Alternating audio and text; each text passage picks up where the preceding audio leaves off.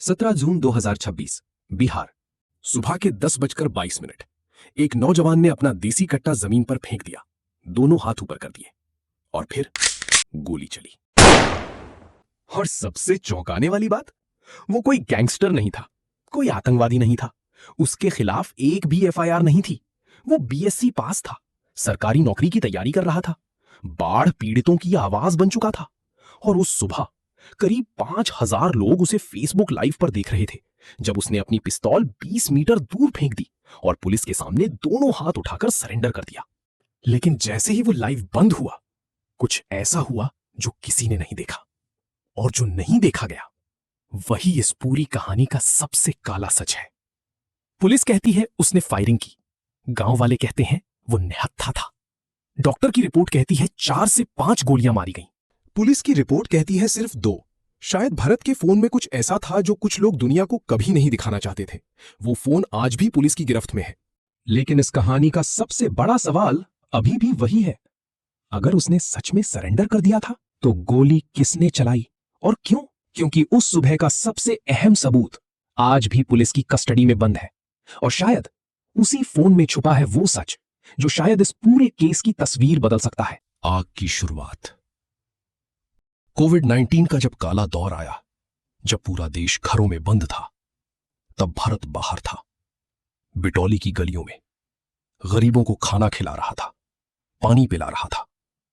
उस महामारी के अंधेरे में भरत एक रोशनी की तरह था, उन लोगों के लिए जिनके पास कोई नहीं था।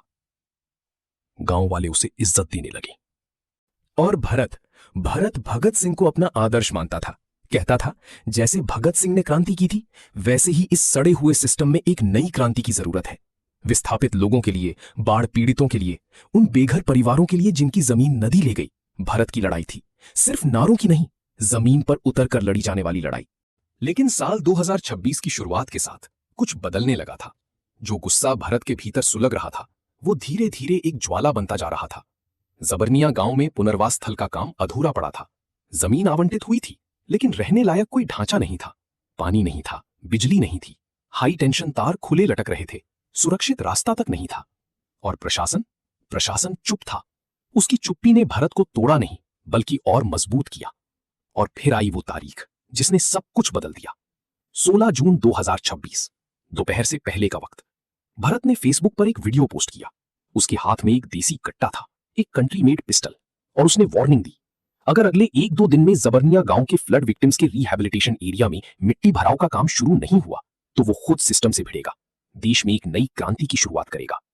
ये वीडियो वायरल हुई, देखते देखते पूरे बिहार में फैल गई, और उसी दिन शाम को शाहपुर पुलिस के एसएचओ राजेश मलकर अपनी टीम लेकर भरत के घर पहुंचे। जो हुआ वहां वो भी कैमरा में कैद हो गया। आरोप लगा कि भरत ने उन पर भी कट्टा तान दिया।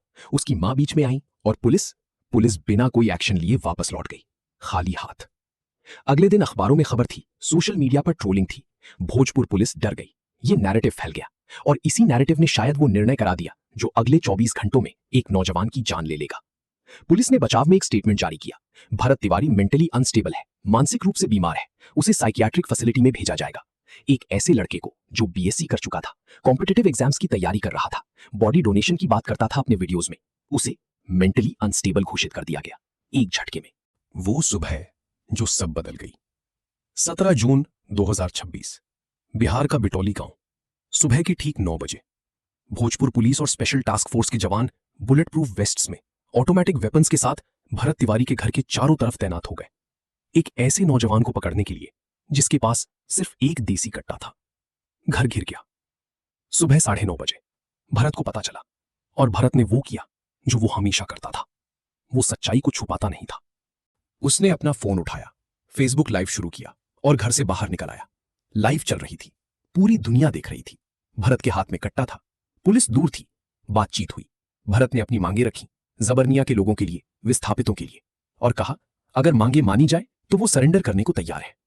पुलिस ने आश्वासन दिया, और फिर 10:15 पर भरत ने अपनी पिस्टल उठाई और पूरी ताकत से फेंक दी 20 मीटर दूर पुलिस की तरफ।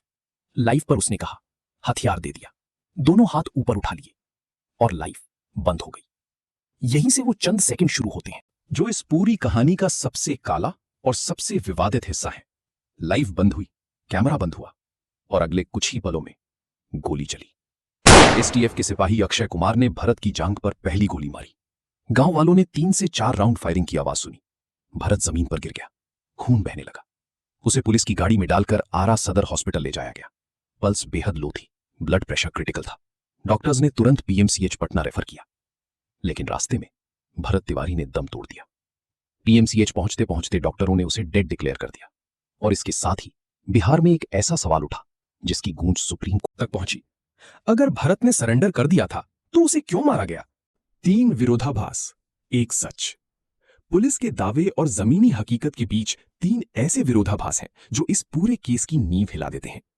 पहला विरोधाभास, हथियार का। पुलिस का दावा है कि लाइव बंद होने के बाद भरत ने पिस्टल उठाई और एसटीएफ पर फायरिंग की, लेकिन फेसबुक लाइव के वो आखिरी सेकंड्स जो लाखों लोगों ने देखे साफ दिखाते हैं कि भरत ने पिस्टल 20 मीटर दूर फेंकी थी, पुलिस की तरफ। अगर वो पिस्टल पुलिस के पास पहुंच चुकी थी तो भरत ने फायरिंग किस हथियार से की? उसके पास और कोई हथियार था ही नहीं। दूसरा विरोधाभास, गोलियों का। पुलिस की रिपोर्ट कहती है 2 गोलियां मारी गईं पैरों में, लेकिन डॉक्टर एमए अंसारी की मेडिकल रिपोर्ट कहती है 4 से 5 गोलियां लोअर एब्डोमेन और पैरों में। किसी को सिर्फ रोकने के लिए, इमोबिलाइज करने के लिए इतनी गोलियां नहीं मारी जाती। इतने घाव, इतने करीब से की गई फायरिंग, ये किसी को काबू में करने का तरीका नहीं था, ये किसी को खत्म करने का तरीका था। तीसरा विरोधाभास, सबसे बड़ा, मानसिक स्थिति का। पुलिस ने कहा भरत मेंटली अनस्टेबल था, उसे साइकियाट्रिक फैसिलिटी चाहिए थी। लेकिन अगर वो सच में मेंटली अनस्टेबल था तो गाइडलाइंस के मुताबिक वहां साइकियाट्रिक एक्सपर्ट्स को बुलाया जाना चाहिए था, मेंटल हेल्थ प्रोफेशनल्स को साथ लाना चाहिए था। बजाय इसकी एसटीएफ की जवान ऑटोमेटिक वेपन्स लेकर पहुंचे। ये कौन सी साइकियाट्रिक केयर थी? और इन सब विरोधाभासों के बीच एक और राज, भरत का मोबाइल फोन। वो फोन जिसमें भरत ने खुद कहा था एसडीएम शाहपुर के भ्रष्टाचार के डिजिटल सबूत है, लोकल एडमिनिस्ट्रेशन के घोटाले की फाइल्स है, ऑडियो लीक्स है। वो फोन आज भी पुलिस की कस्टडी में है। परिवार मांग रहा है, वकील मांग रहे हैं, सुप्रीम कोर्ट में पीआईएल दाखिल हो चुकी है, लेकिन वो फोन अब तक कोर्ट सुपरवाइज्ड फॉरेंसिक स्टडी के लिए नहीं गया।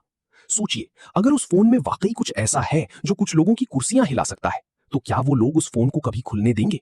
एक सवाल जो जिंदा है। 17 जून 2026, बिहार का बिटौली गांव। एक नौजवान जिसने सरेंडर किया था वो जिंदा नहीं बचा।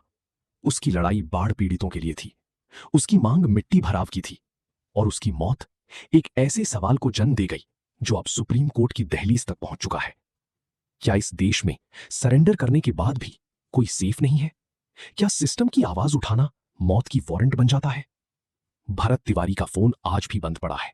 उस फोन में जो राज है वो शायद इस पूरे केस का सबसे बड़ा सच है, और जब तक वो सच सामने नहीं आता, भरत तिवारी का न्याय अधूरा है।